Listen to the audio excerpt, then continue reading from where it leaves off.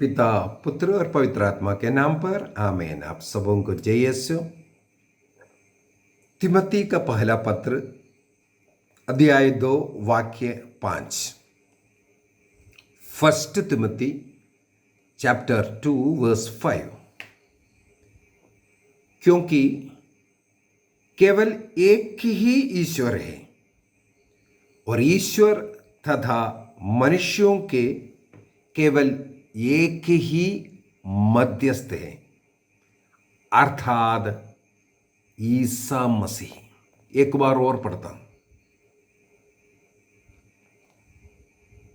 क्योंकि केवल एक ही ईश्वर है, एक ही ईश्वर है और ईश्वर तथा मनुष्यों के केवल एक ही मध्यस्थ है, अर्थात ईसा मसीह। इस वचन को हमारे चैनल में जब कभी किसी संत के विषय में या अन्य कोई भी बात हो, कैथोलिक कलीसिया को नीचे दिखाने के लिए, उसके खिलाफ बोलने के लिए, मुझे कोसने के लिए, मुझे गाली देने के लिए, सब अनेकों लोग यही वचन को बार बार बोलते हैं। एक ही मध्यस्थ है, एक ही मध्यस्थ है, एक ही मध्यस्थ है। मरियम मध्यस्थ नहीं है, ईसा मसीह मध्यस्थ है। क्या मरियम संसार में आकर के मुक्ति दिया? कैसे मरियम मध्यस्थ है? पता नहीं कितना कितना उल्ट पुल्ट बातें आते हैं। कैथोलिक कलीसिया भी यही सिखाते हैं, कैथोलिक कलीसिया भी इस वचन को यही सिखाता है। लेकिन केवल तिमोथी का अध्याय 2 का 5वां वाक्य को ही नहीं पढ़ते। यदि मैं वाक्य 4 से 6 तक पढ़ूं तब 5वां वाक्य का अर्थ ठीक से समझ में आएगा। लेकिन ये जो लिखने वाला व्यक्ति केवल एक शब्द लिखता है। कौन सा लिखता है? केवल एक ही मध्यस्थ है मनुष्यों ईश्वर के बीच में, अर्थात ईसा मसीह।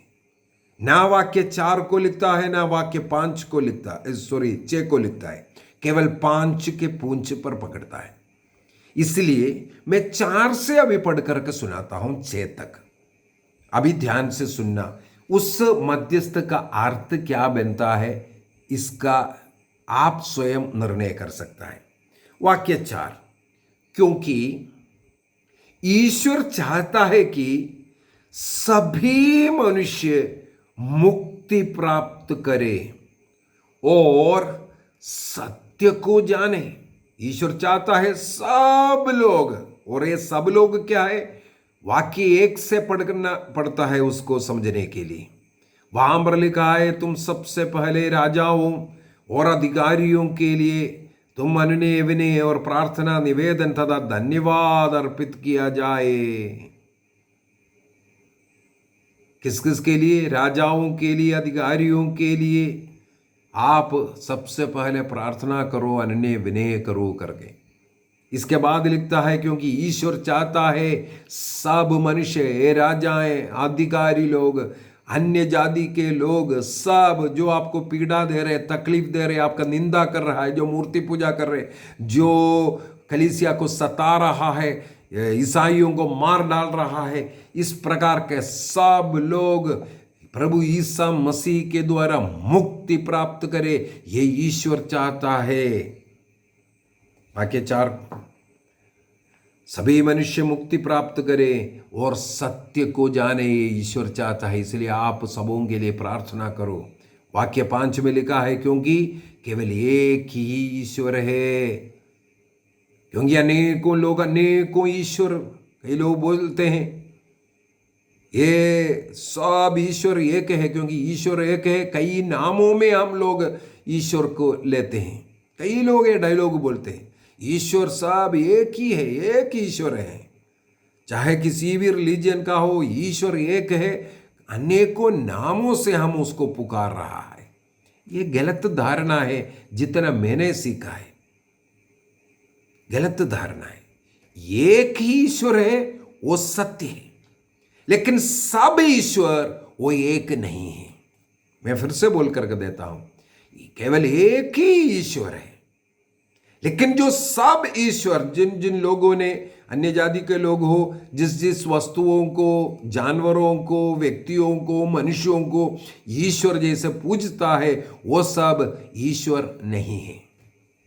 तो सब ईश्वर वो एक नहीं है, एक ही ईश्वर है, लेकिन सब ईश्वर एक नहीं है, इसलिए वो बोलना गलत है। तो यहां पर इसलिए लिखा हुआ है सब लोग उस एक ईश्वर कौन है उसका सत्य जाने और सबके सब मुक्ति प्राप्त करें। जो सत्य ईश्वर से जुड़ करके, जो सत्य मुक्तिदाता के द्वारा उन्हें भी मुक्ति मिले।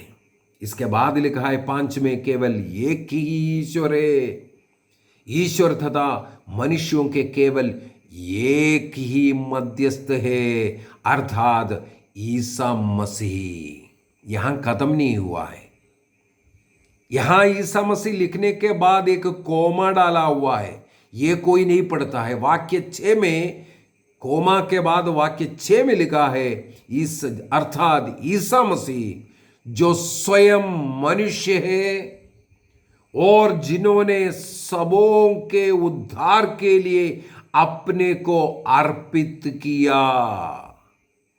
से सत्य सब लोगों को जानना जरूरी है। ईसा मसीह क्यों मध्यस्थ है, एकमात्र मध्यस्थ है?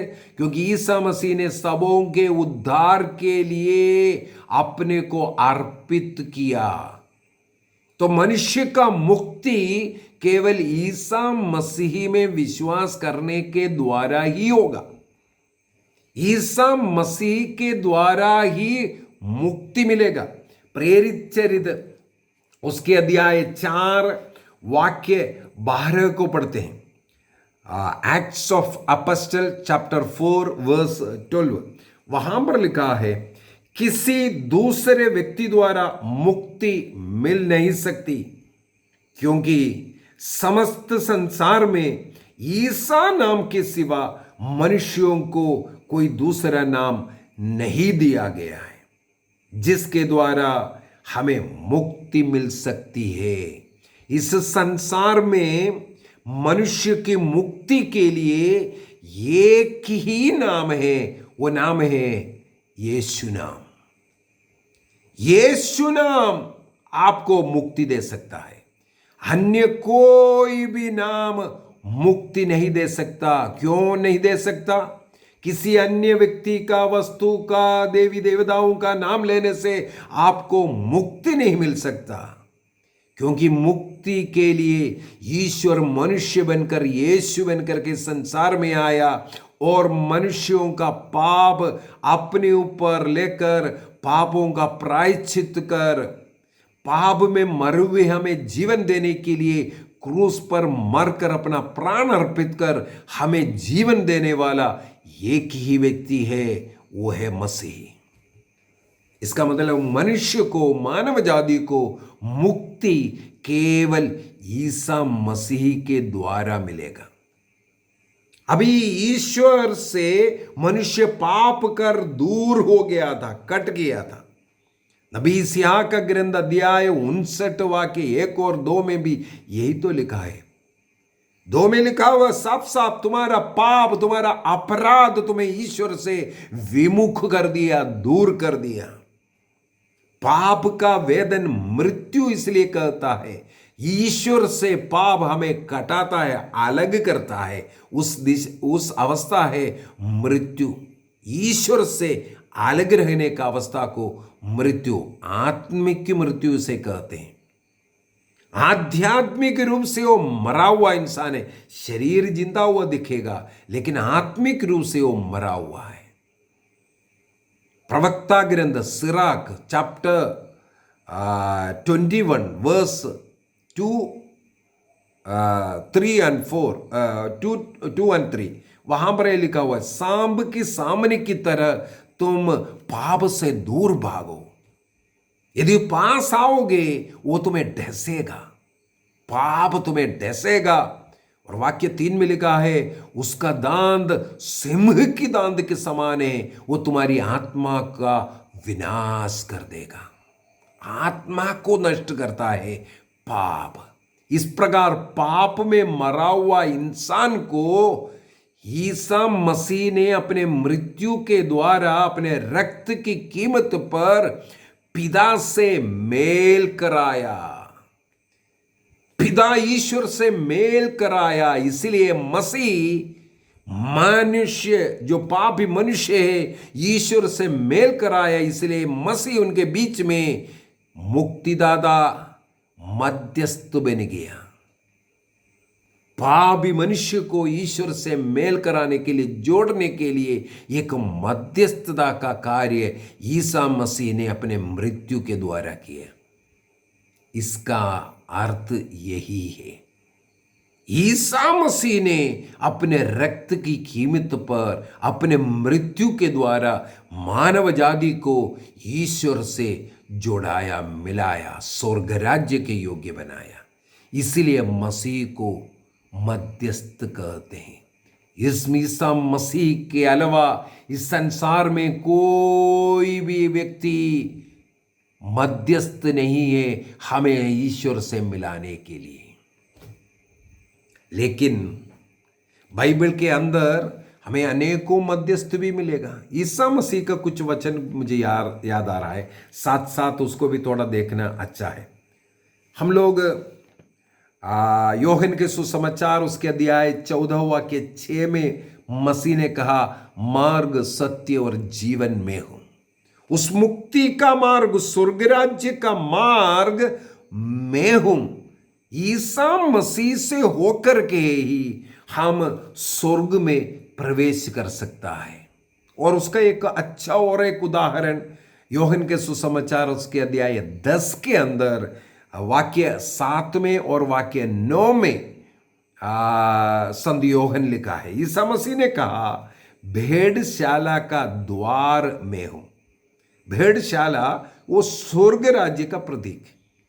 वहां पर प्रवेश करने का द्वार मसीह, मसीह से होकर के प्रवेश करना है। वाक्य 9 को मैं थोड़ा सा पढ़ना चाहूंगा। वहां पर लिखा हुआ है, मैं ही द्वार हूं, यदि कोई मुझसे होकर प्रवेश करेगा तो उसे मुक्ति प्राप्त होगी।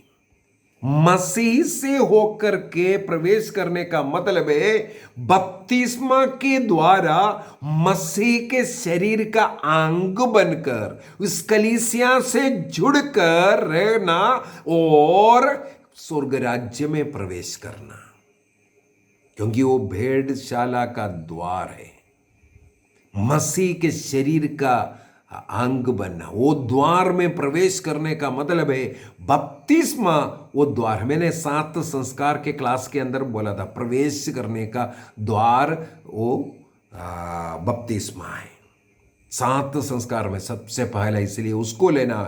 बपतिस्मा लेने वाला व्यक्ति ही अन्य संस्कारों को ले सकता है।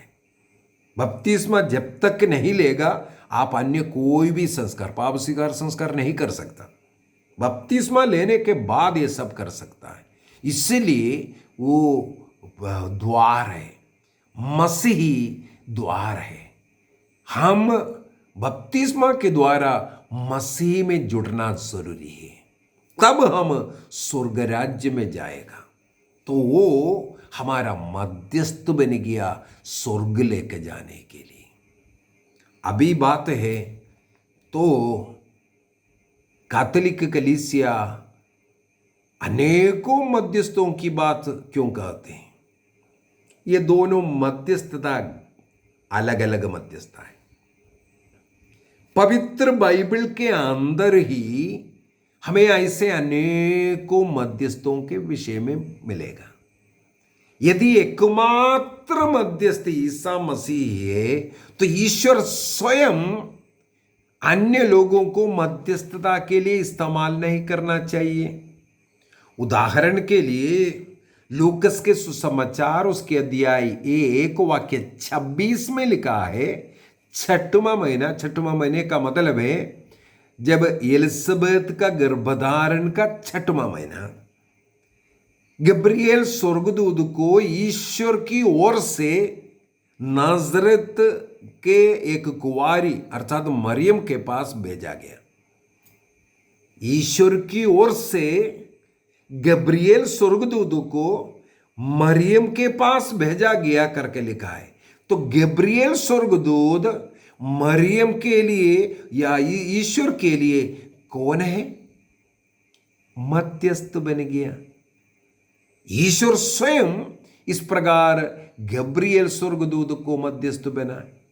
बाइबल के अंदर इस प्रकार जोशुआ के ग्रंथ के अंदर और हम लोग दानियल के ग्रंथ के अंदर, तोबित के ग्रंथ के अंदर स्वर्गदूतों को ईश्वर मध्यस्थ के रूप में मनुष्य के पास भेजता हुआ, कार्य करता हुआ हम पाते हैं। अभी कई मनुष्य को भी इस्तेमाल किया है।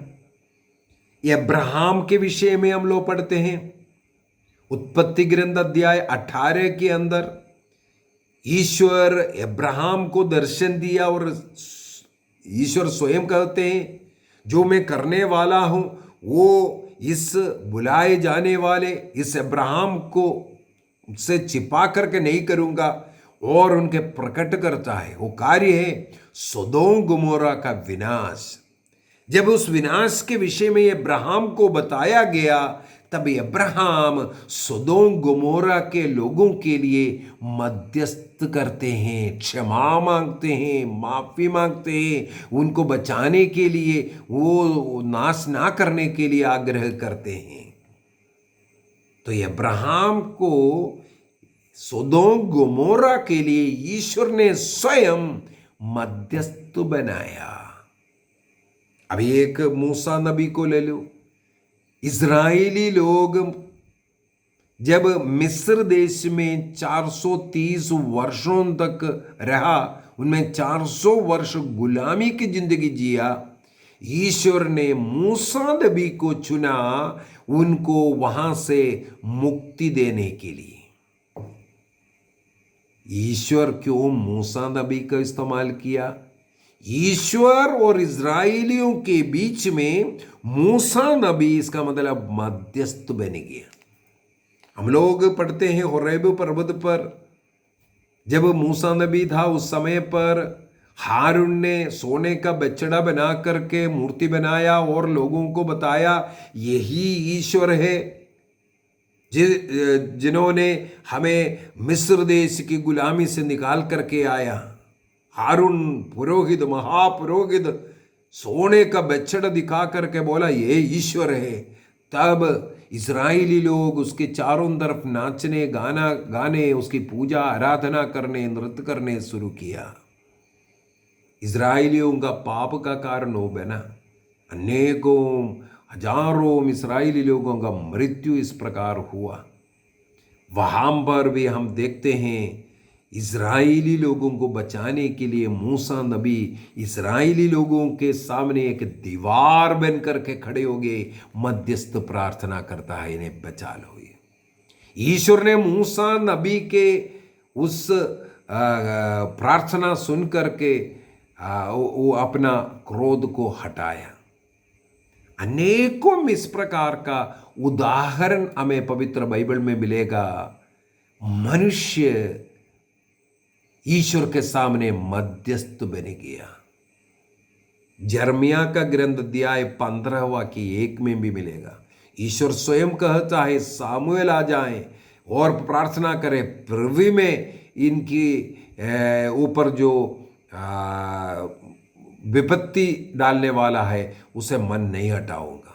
अर्थात सामुएल उनके लिए प्रार्थना कर सकता है। जो मृत व्यक्ति, जो उनकी आत्मा, मूसा और नबी एलिया ईसा मसीह के रूपांतरण के समय पर उनसे बातें करते हुआ कहां से आया? बहुत उदाहरण मिलेगा। अभी लीजिए नए विधान के अंदर संत पौलुस स्वयं लोगों से आग्रह करते हैं हमारे लिए प्रार्थना करना, ताकि वचन देते वक्त हमें उचित वचन मिले, मैं प्रभु का सेवा कार्य करने के लिए मुझे शक्ति मिले, सामर्थ्य मिले, वचन मिले, इसके लिए मेरे लिए प्रार्थना करना। संत पौलुस अन्य लोगों से कहते हैं मेरे लिए मध्यस्थ बनो। जब पेत्रुस और योहन बंदीगृह में बंद था, तब कलीसिया आग्रह के साथ उपवास प्रार्थना कर रहा था, गिड़गिड़ा करके प्रार्थना कर रहा था उनकी रिहाई के लिए। तो पेतरुस और योहन के लिए कलीसिया जो प्रार्थना की वो मध्यस्थ किया ईश्वर के सामने। हमें ये मध्यस्थ प्रार्थना छोड़ना नहीं अन्य लोगों के लिए। इसीलिए जैसे हम लोगों ने क्लास शुरू किया, तिमोथी का पहला पत्र अध्याय 2 वाक्य 1 से पढ़ना, ये 5 का अर्थ सही समझने के लिए। सबसे पहले बोला तुम राजाओं अधिकारियों के लिए प्रार्थना करो, तुम्हें मध्यस्थ बनना है। ये बोलने के बाद बोलता है ताकि उन लोग भी बच जाए, उन लोग भी सत्य को जाने, उनका भी मुक्ति हो, क्योंकि एक ही मुक्तिदाता है ईसा मसीह। ये लोग भी ईसा मसीह को जानना है, इसके लिए उनके लिए तुम प्रार्थना करो। तुम्हें भी मध्यस्थ बनना करके प्रभु ने कहा, संत पौलुस ने कहा ईसा मसीह एकमात्र मुक्तिदाता है, वो उनके द्वारा ही हमें मुक्ति मिलेगा, इसलिए वो मध्यस्थ मुक्तिदाता है, वो है मध्यस्थ। ये दूसरा मध्यस्थ है दूसरों के लिए प्रार्थना का मदद करना। इसका मतलब है यदि हम लोग किसी व्यक्ति से प्रार्थना मांगता है, वो व्यक्ति हमारे लिए मध्यस्थ बन रहा है। इसी चैनल के अंदर देख लीजिए जो टिप्पणियां आते हैं, अनेकों लोग इसके अंदर प्रार्थनाएं मांगे हैं। मैं प्रार्थना भी करता हूं और मेरे रोज की प्रार्थना में, रोजरी माला में, मैं जितने भी लोग प्रार्थना मांगे हैं उनके लिए प्रार्थना समर्पित करता हूं।